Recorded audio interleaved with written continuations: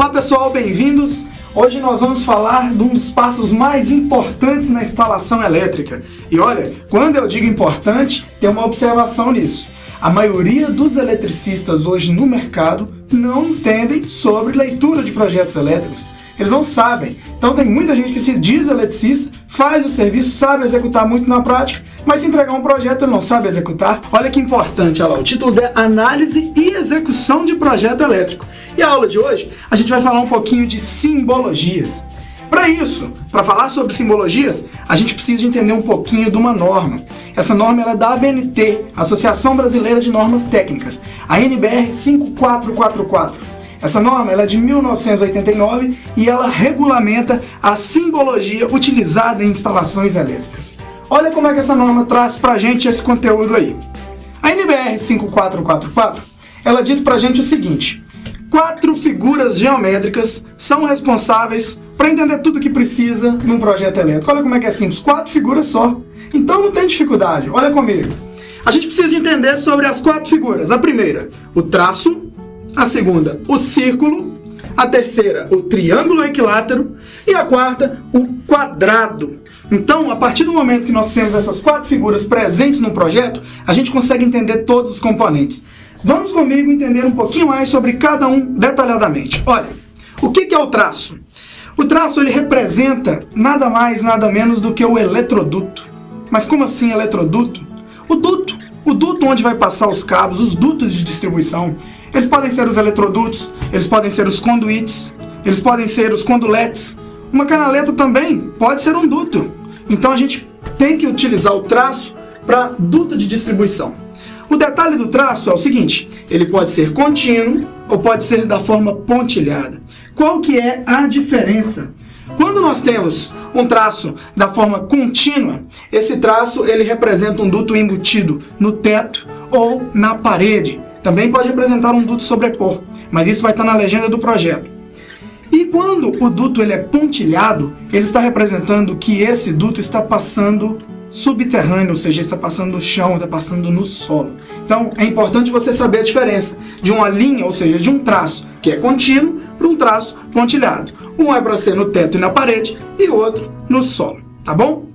Uma curiosidade do duto de distribuição é que nós temos os diâmetros dos dutos. Quais são os diâmetros? O diâmetro pode ser dado em polegada e pode ser dado em milímetro também. Só que é mais simples a gente falar um pouquinho em milímetros. Por exemplo, quando você vê um duto desse e vê uma bolinha com um risco e uma numeração, por exemplo, 25 milímetros, está falando que esse duto ele é de 25 milímetros ou 3/4 polegadas. Ok, já que a gente falou sobre o traço, o nosso segundo elemento, a nossa segunda figura geométrica é o círculo. O que o círculo representa para a gente em projetos elétricos? O círculo ele representa 3 pontos básicos. Quais são eles? Ponto de luz, um interruptor e também o ponto no teto.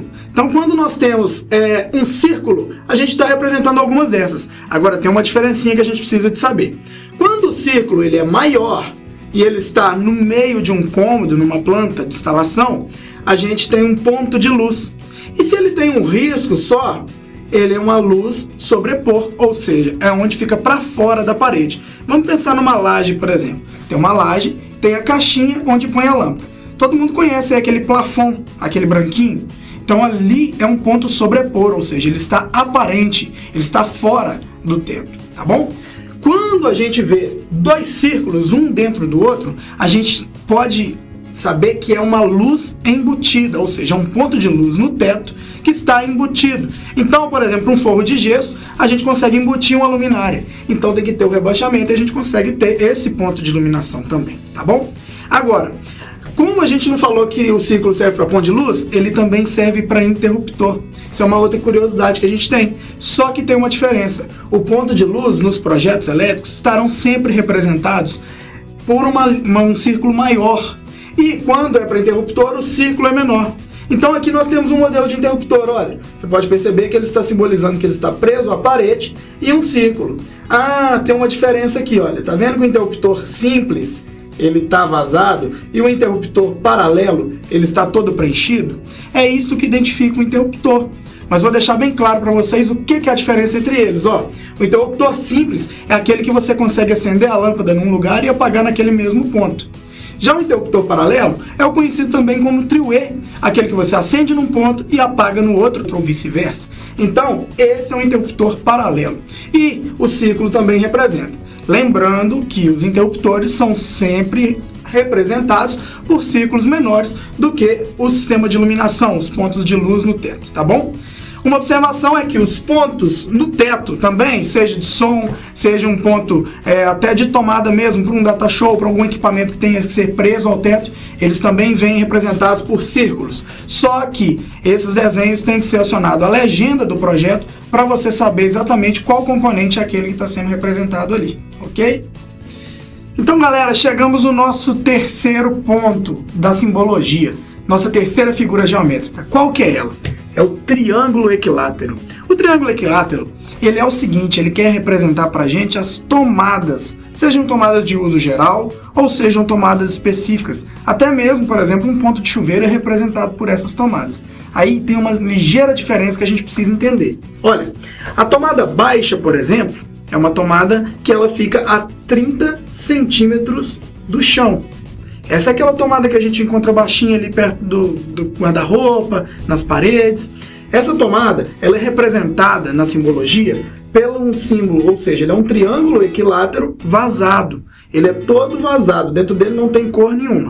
Essa tomada, ela está a 30 centímetros. A tomada média, ela é uma tomada daquela que fica próxima ao interruptor, por exemplo, a altura do interruptor.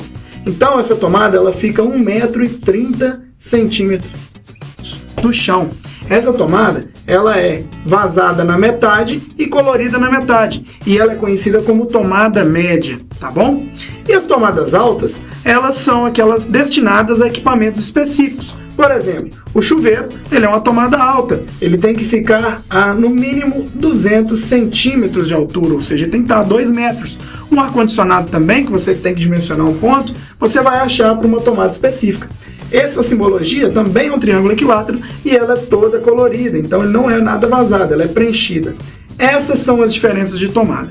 Lembrando mais uma vez que qualquer tomada que não tenha essa padronização tem que ser consultada a legenda do projeto para entender qual componente que é esse, tá ok?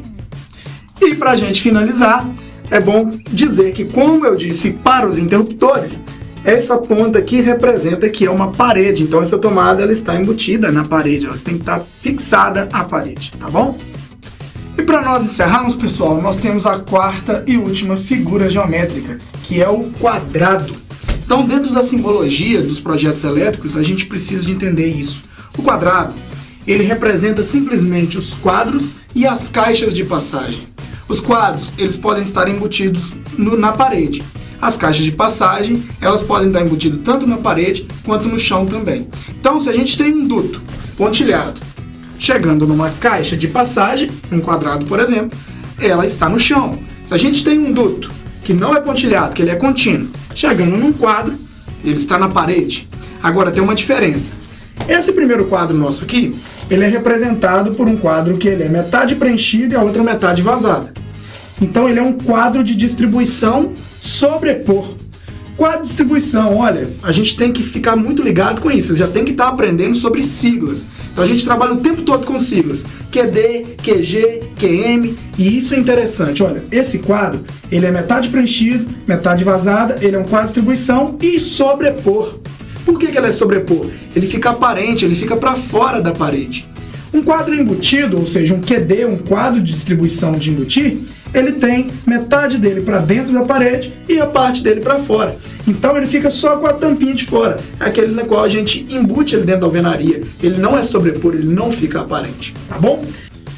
Pessoal, então só para frisar, quando ele é de sobrepor, quando ele é aparente para fora da parede, nós temos a linha abaixo do quadro, ou seja, ela está no pé do quadro aqui. Isso aqui simboliza a nossa parede. Já quando ele é de embutir, a nossa parede simplesmente sobe um pouquinho, ou seja, o nosso quadro entra para dentro da parede. Então é essa linha aqui que vai estar simbolizando que o nosso quadro ele é de embutir. No quadro de medição isso também acontece, né? O quadro de medição ele é representado por um quadro escrito MED dentro. O quadro de medição, para quem não sabe, é aquele que vem com o relógio da concessionária lá na entrada de energia da casa, onde ele mede o consumo da residência, tá bom? Esse quadro ele também pode ser de sobrepor, como ele está desenhado aqui, como ele também pode ser de embutir. Para ele se tornar um de embutir, simplesmente aqui, ó, a parede vai estar representada ali, tá bom? Um abraço e até a próxima.